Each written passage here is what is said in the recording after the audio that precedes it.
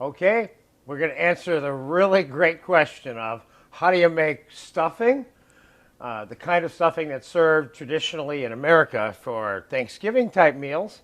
Um, I love to eat it all year round, but I can never get anybody to make it. So I'm going to show you a recipe that is certainly my favorite recipe of all the stuffings I've ever had, and there have been many.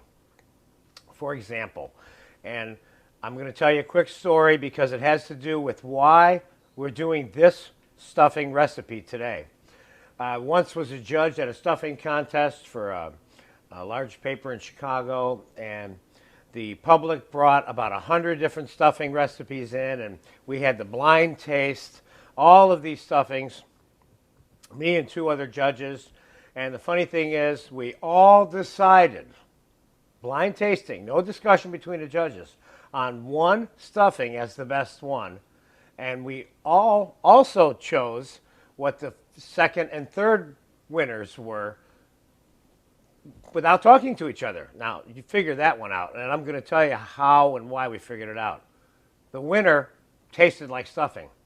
The rest of them, although good, didn't do the stuffing thing for you. We had livers and blueberries and nuts and all kinds of different fruits and you name it, and different vegetables and different kinds of stuffings. But the one that we really liked was the one that tasted like stuffing.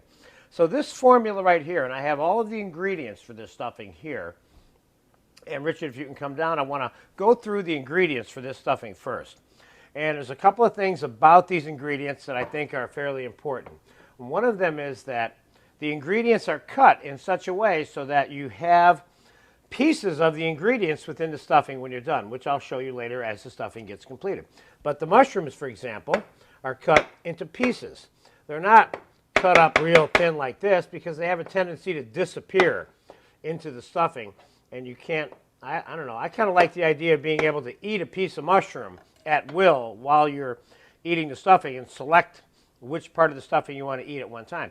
So I have the mushrooms cut up, and I have celery cut up in that size also. So and they're going to shrink a little bit when you cook them anyway. But the celery is, so I can get some room here, is cut in pieces that are big enough so that you'll be able to identify the celery within the stuffing, okay?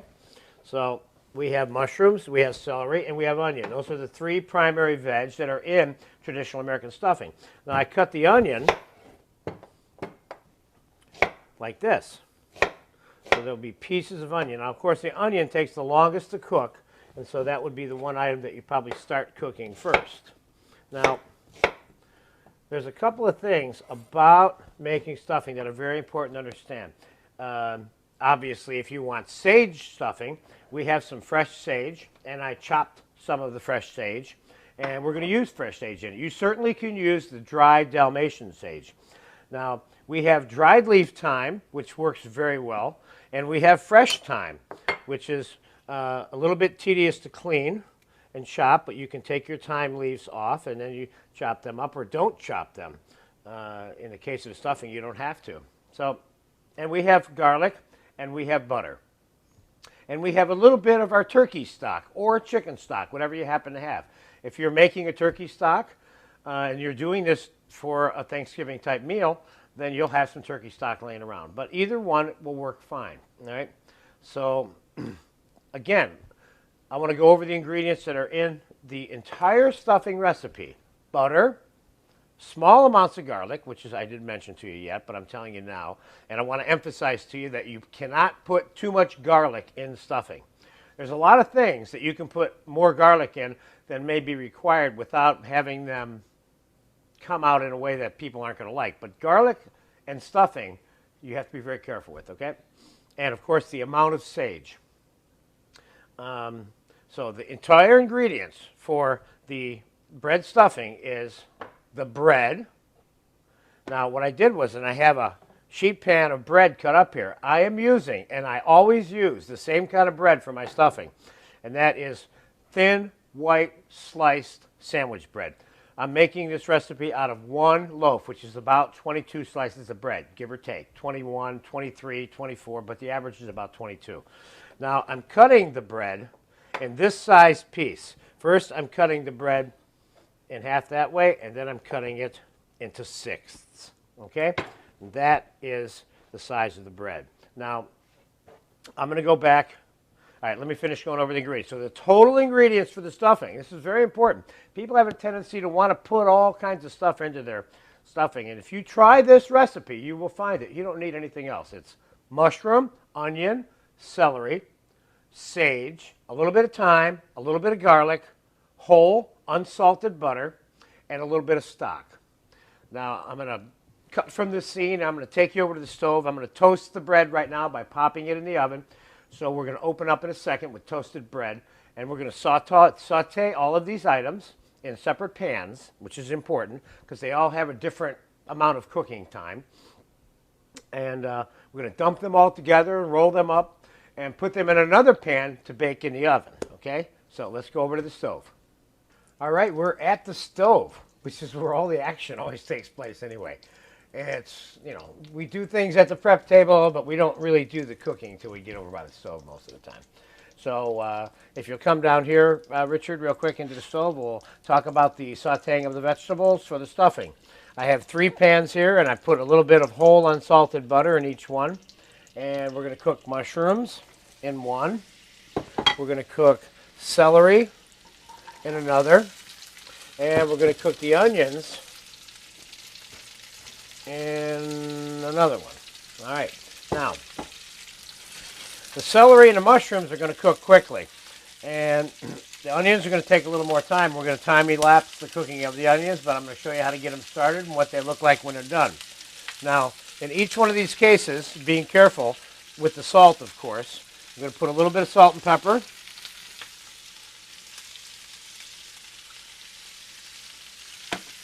On all 3.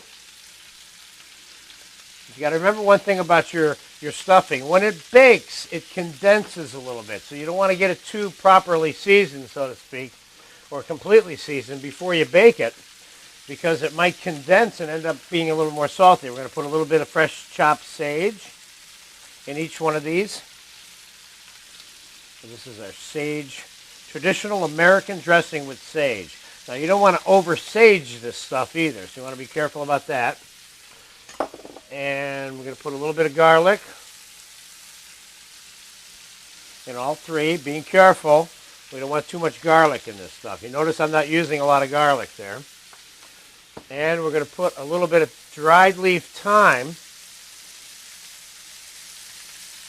in each one. Not too much. You don't want this thing, your stuffing, tasting like dried thyme or fresh thyme, whichever one you're choosing to use, okay?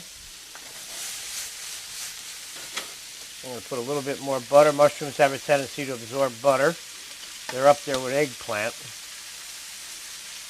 A little bit more butter in all 3 of these. Okay.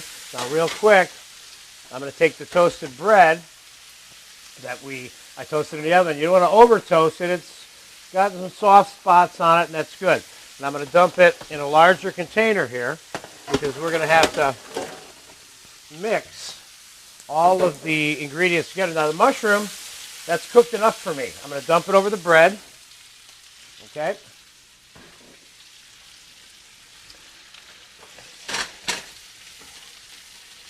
Celery is going to take a little bit more time. And the onions. And now remember one thing else about you cooking your veg. You're not interested in browning them to death, okay? Now, in the case of the onion, I'm going to add a little bit of stock to it, because it's going to need to cook. You want your onions to be soft when they go into the stuffing. The celery and the mushroom, keeping in mind now that we're going to be re-baking the stuffing.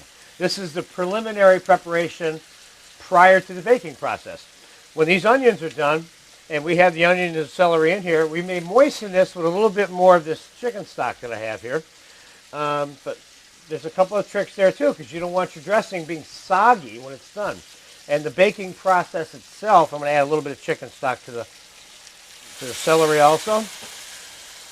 The baking process itself has a tendency to moisturize the bread. So we don't want it to get it too moist at this stage. And I'll show you when the onions are finally done how moist it should be when you're packing it into the casserole that you're going to bake it into, okay?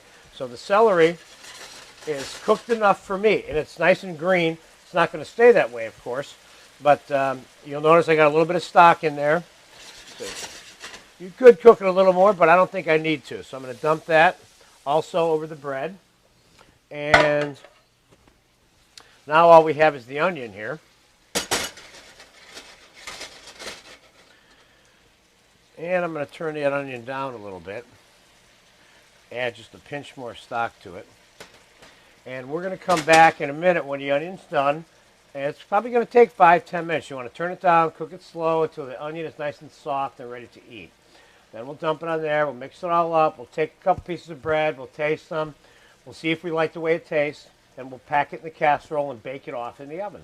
Now, in terms of getting ready for your dinner, one of the things you can do is you can make the stuffing up to the point that we will have it before we put it into the oven, and you can put it in your fridge the day before. So on the day of the meal, all you have to do is take it out and pop it in the oven. So this preliminary part is what we're doing right now. I'm going to add a little more stock to it. It's sucking up a lot of stock, but I'm getting it turned down here slowly. So you want to cook this a little bit slower now, because we're not trying to boil the onions to death. So I'll be back in a few minutes when the onions are cooked and nice and soft, and I'll show you what those look like before we add them to the stuffing. We'll be right back. Okay, the onions, they're cooking. Boy, are they cooking. Look at, come on down, let's take a peek at these onions real quick. You see how they are now? They're soft. A little bit softer because onions, they're not going to cook as much in the baking casserole. All right, so now we're going to take I added stock to this once or twice in probably about 10 minutes. They've been sitting here cooking since I left you and came right back. So that's how much more time the onions need to cook. So if you're making this at home, obviously you start the onions first if you're not doing them all at the same time, you know. All right, so we're going to dump the onions and the juice all over that. And we're going to take this here and we're going to mix it up. Get a good shot in there on that. What that looks like, Richard? Not too bad. Tilting it would help a little bit. All right. So it's kind of dry looking. Now that's the point that I wanted to make to you now, but I'm going to make sure I get it thoroughly mixed up so any juice that is in there is kind of well distributed. Now, when I look at this, well, the first thing I'm going to do is I'm going to taste a piece of bread. I'll get an idea what the whole stuffing is going to end up tasting like. Now, it tastes good right now. What I'm going to do is I'm going to add a little bit more juice to this because my experience of making this tells me that I'm looking for a certain texture right now so that my final texture will be good, okay? Now that's still just a little bit dry. I'm going to add just a pinch more chicken stock here. And that's good enough. Now what's going to happen is this is going to moisten in the Pyrexes that I'm going to bake them in, you know. So let's see if we can get that in there now. Hold on. That might be a little bit tricky for my poor cameraman, Richard, but that's the way it's going to have to be.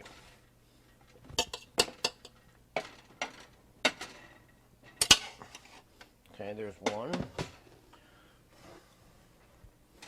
Get that piece of celery there. And let's see if we can get that one in there like that. I figured we might need like 2 little containers here for this, okay?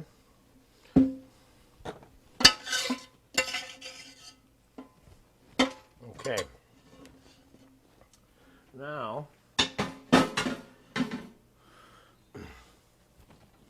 there you go. Now, some people might say, hey, put some butter on there. Now, I don't think you're going to need that here because I'm going to tell you about a couple of more tricks in finishing it after it's baked. But for right now, the first thing I'm going to do is I'm going to plastic wrap them, and then I'm going to put foil on it because I want it sealed when I'm baking it in the oven, okay?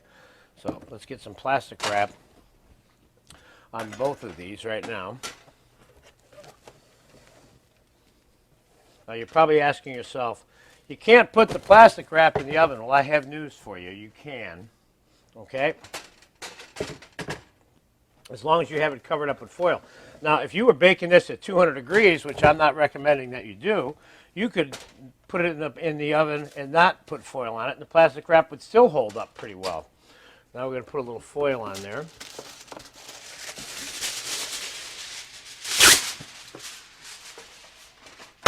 Now, one of the things I usually do when I put the foil on is I want to fold the foil on rather than crunch it like this with my hands, because I want to be able to unfold the foil without ripping it when I want to peek inside to see if it's done, okay? So you see how I'm folding the foil on? That way I'll be able to unfold it. And you're going to see me unfold this after we get these out of the oven. Okay, there's one.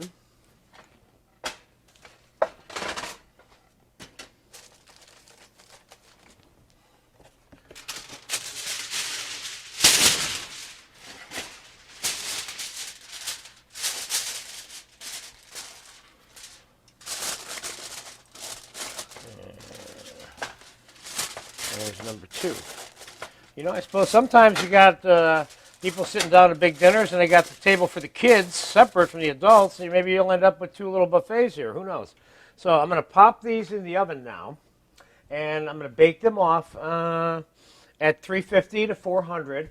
Remember, we're really not cooking this per se, even though we are going to be bombarding it with heat. Which is all that's going to be taking place inside these pans, but it's going to be steaming a little bit, moisturizing, and condensing slightly. We're going to know when this is done, but when we open up the foil, and we're going to see if the bread is soft. If all the bread is soft, but not soggy, we don't want to cook it that long, then it's time to take it out. And then when we do take it out, we're going to strip the tops off so it starts to cool fast. We don't want to keep it cooking by leaving it in the containers. So for now, we're going to pop it in the oven.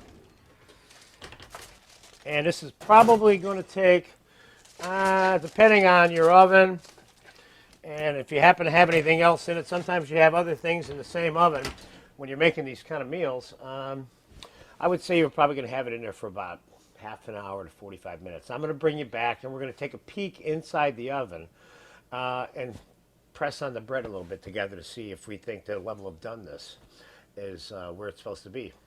Because this is really not about you listening to my recipe and me saying, take it out in 45 minutes. I'm going to go in there and show you how to know when it's done. And I always say, when people say, well, when should I take it out? And I always say, well, take it out when it's done. They always look at me like, that's not the answer I want. But the fact is, this video and all of my videos are about teaching you the how to, not the what to. So we'll be back in about 30 minutes to check on the bread stuffing. All right, we're going to take a peek at that stuffing in the oven and test it and do some of that unfolding of the foil thing I was talking to you about. All right, let's pop this open. See how that just kind of unfolds real nice, but I didn't have to rip the foil. Now, I'm going to pull the plastic wrap off. I think as I might say, the lion's share of the cooking has been done. This has been in here about 20 minutes. I brought you back faster than 30 minutes, but it's not quite done yet.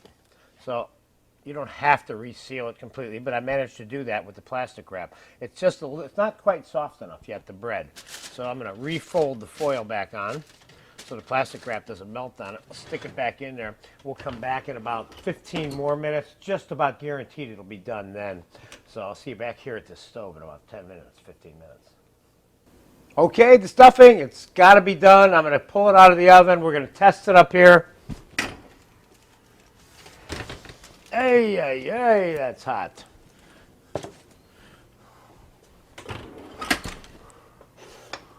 All right, let's take a peek at this now. See, this bread's kind of nice and soft here now. That's nice. All right, let's see how that plastic wrap is not melted and did not stick to that pan whatsoever. I always hear people saying you can't put the plastic wrap in there, but you can as long as you cover it up. And you can even put it in there, like I said before, when it's the temperature is not that high in the oven. This looks nice. Now, traditionally, of course, the stuffing is put in a separate bowl. So I'm going to put some in a separate bowl just for fun. Don't you think for 1 second that me and the people that are involved in filming this video are not going to eat all of this stuffing, because we are, no doubt about it. That looks nice. Okay. That looks very nice. So if I just wanted to, if it was me in my house, I'd drizzle a little bit of gravy on that where I'm going to serve it. And I would probably put, and this is going against the wills of a lot of people, I'd probably put a little pinch of cranberry on there just for fun. And I'd probably sprinkle it with a little bit of chopped parsley. And I think everybody would love that, you know. That looks really nice. So there's your stuffing served on the table like that. But if you should happen to have a turkey laying around, which I just happen to have, of course, if you click on the turkey videos, you'll see how we put this turkey together here. But let me see if I can get a little bit of stuffing. That thing is so hot. Let me see if I can get a little bit of stuffing right onto my turkey platter here. Oh, yeah. Oh, yeah.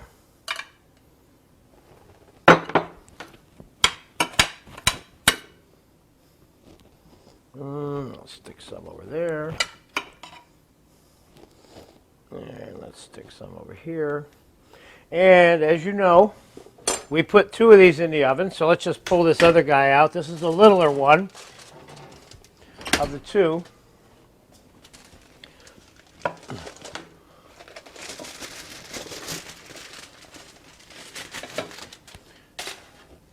And that one looks good also. That's nice. Yes, yes, yes, yes, yes.